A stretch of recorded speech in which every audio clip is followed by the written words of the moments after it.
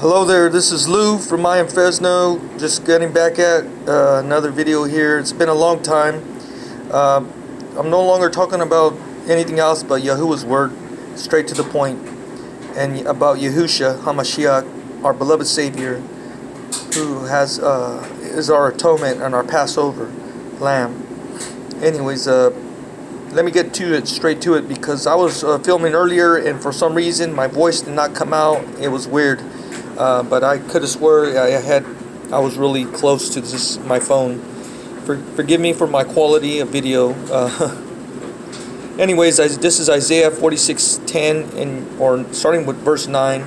Remember the former of long ago, for I am El, and there is no one else, Elohim, and there was no one like me, declaring the end from the beginning, and from the old that which has not been done, saying, my counsel stands, and all my delight I do.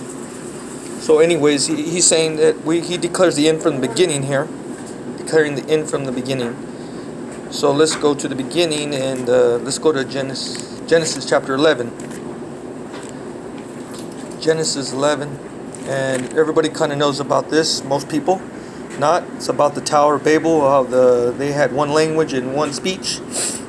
And it came to be, as they departed from the east, they found a plain in the land of Shinar, and they dwelt there. So they came all together and they started to come up with the ideas to build a city and a tower.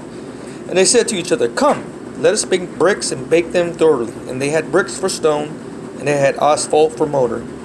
So obviously they were using different materials instead of stone, instead of mortar. They used brick and asphalt. And you could do your research on brick and asphalt, please, and try to find the Hebrew understanding of it. It's a form of mixing material, and we kind of know that Yahuwah doesn't like us to mix things, and he doesn't like us to, he wants us separated, clean. He wants us clean, and that's just the way he wants us. And we know we can't eat unclean food. Anyways, it's all through the scriptures. He wants us kadosh, or set apart.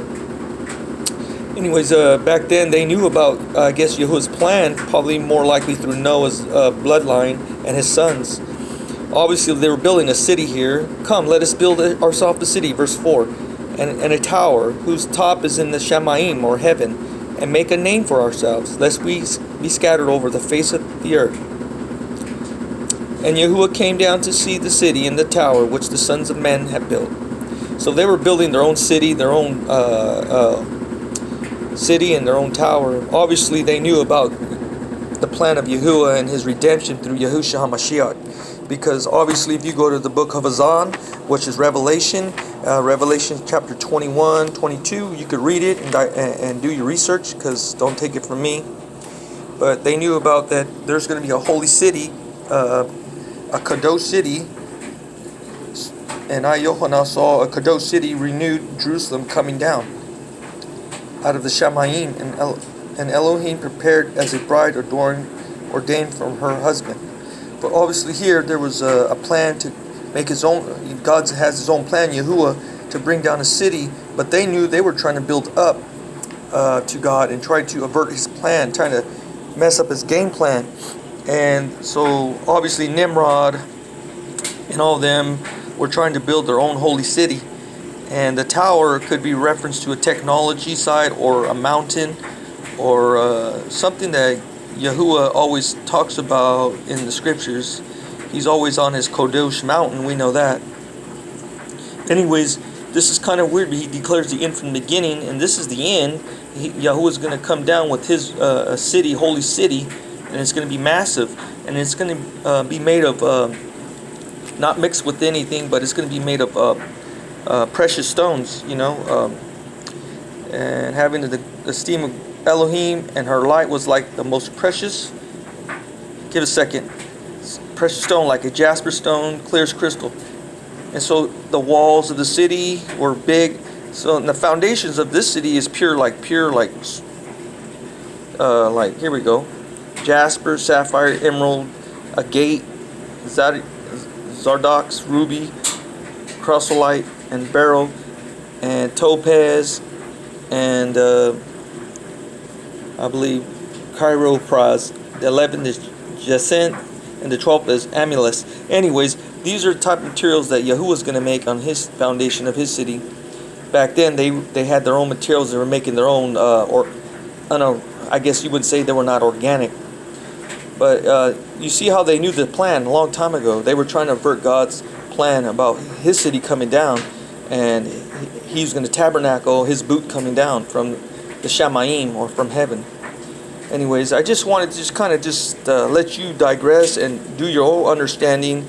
Leave comments or subscribe, please, about what you believe and what you think, and please research this, because you got to study to show yourself approved. And don't take everything I say. You have to do your own research to test all things. Anyways, this is my understanding, what I got, that in the beginning, Genesis, they already knew about Yahuwah's plan, his redemption, and about his son, and about his son's holy city coming down, so we could all dwell with Yahuwah in this beautiful city. And what I understand, it's going to be like the size of two Texas, twice the size.